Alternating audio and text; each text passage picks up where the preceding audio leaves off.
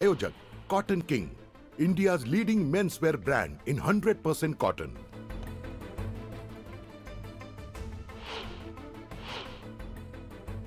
भारतीय रेल्वेची पहिली वंदे मेट्रो आजपासून धावणार। 30 रुपयांमध्ये मिळणार आलिशान सुविधा।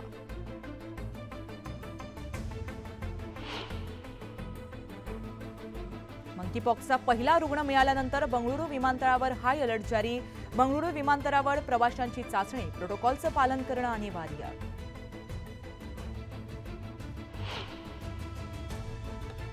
गणेश विसर्जनासाठी 204 कृत्रिम तलाव। मुंबई महानगरपालिकेची तयारी पूर्ण। विसर्जनाच्या पार्श्वभूमीवर प्रशासन सज्ज।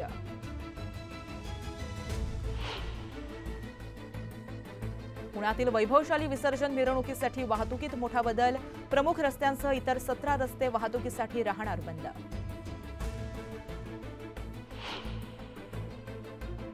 गणेशोत्सवात झेंडूच्या दरानं गाठली 100. ऐन गणेशोत्सवात भाव वाढल्यानं उत्पादकांमध्ये आनंदाचं वातावरण।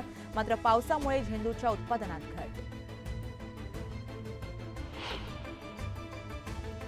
राज्यातील सर्व शाळा 25 सप्टेंबर रोजी बंद। कंत्राटी शिक्षक भरतीचा GR रद्द करण्याच्या मागणीसाठी बंद।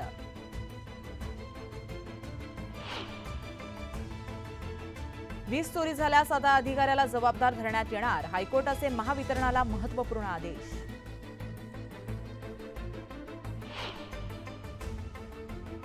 परप्रांतीय नौकांच्या घुसखोरीमुळे मत्स्य उत्पादनाचा आलेख घटला। घुसखोरीच्या पार्श्वभूमीवर 38 परप्रांतीय मासेमारी नौकांच्या विरोधात कारवाई।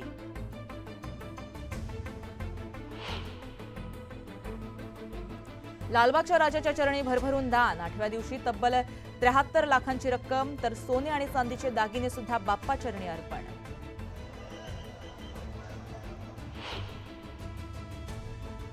सोने चांदीच्या दरांमध्ये मोठी वाढ। अवघ्या 48 तासात सोन्याच्या दरात 2000ची वाढ।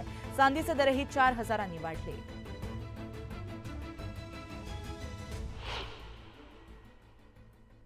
नमस्कार, शुभ सकाळ। मी गार्गी गोरेगावकर न्यूज 18 लोकमत मध्ये तुम्हा सर्वांचं स्वागत करते।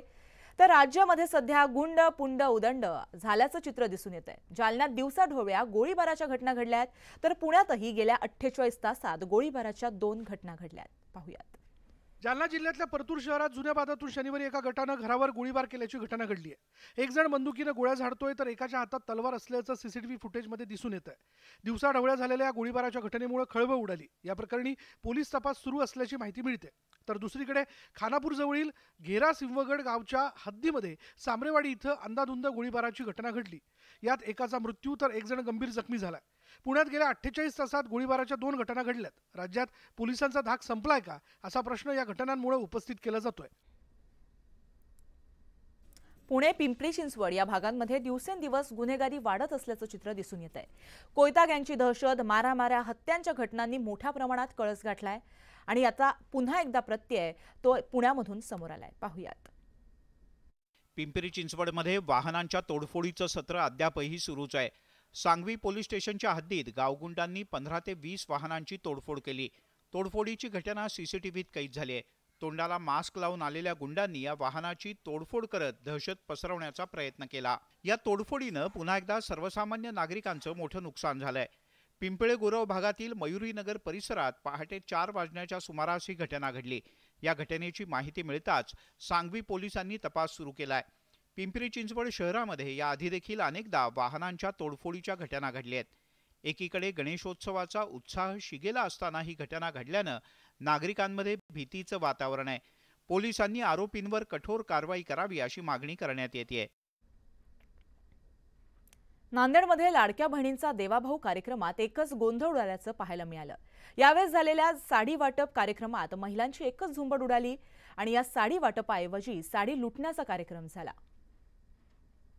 साड्या वाटप होणार कळताच महिलांची झुंबड उडाली आणि वाटपापूर्वीच आयोजकांना हा कार्यक्रम बंद करावा लागला। अनेक महिला साड्या न घेताच परत निघून गेल्या। जेवायला ज्याचे ते लोकांना ज्याचे ते घेऊन गेले, तर आम्ही असे ना आणि आम्ही असेच उपाशी असून आता उपाशी घराला चाललो आम्ही माघार घेऊन। आम्हाला साड्या कोण देणार? शिंदे देणार की इथले कार्यकर्ते देणार ते आम्हाला काहीच माहित नाही। सकाळपासून साड्या घेण्यासाठी या महिला तामसा इथे हजर झाल्या होत्या। साड्या मिळतील असं आश्वासन त्यांना देण्यात आलं, परंतु गोंधळ उडाला आणि साड्या न मिळाल्यानं त्यांचा चांगलाच हिरमोड झाला।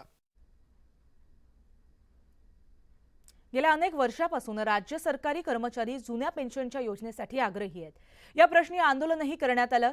याच मुद्द्यावरून शिर्डीत जुनी पेन्शन योजनेबाबत अधिवेशन आयोजित करण्यात आलं। या अधिवेशनामध्ये आश्वासनांची बरसात करण्यात आली। शिर्डीत जुनी पेन्शन योजना अधिवेशनात राज्यातील विरोधी पक्षातील नेत्यांनी उपस्थिती लावली। आमची सत्ता आल्यावर जुनी पेन्शन योजना लागू करणार असं आश्वासन उद्धव ठाकरे आणि नाना पटोलेंनी दिलंय। तर जुन्या पेन्शनप्रमाणे नव्या पेन्शन योजनेत पैसे देणार असल्याचं आश्वासन मंत्री दीपक केसरकरांनी दिलंय। तुम्हाला हवी असलेली जुनी पेन्शन योजना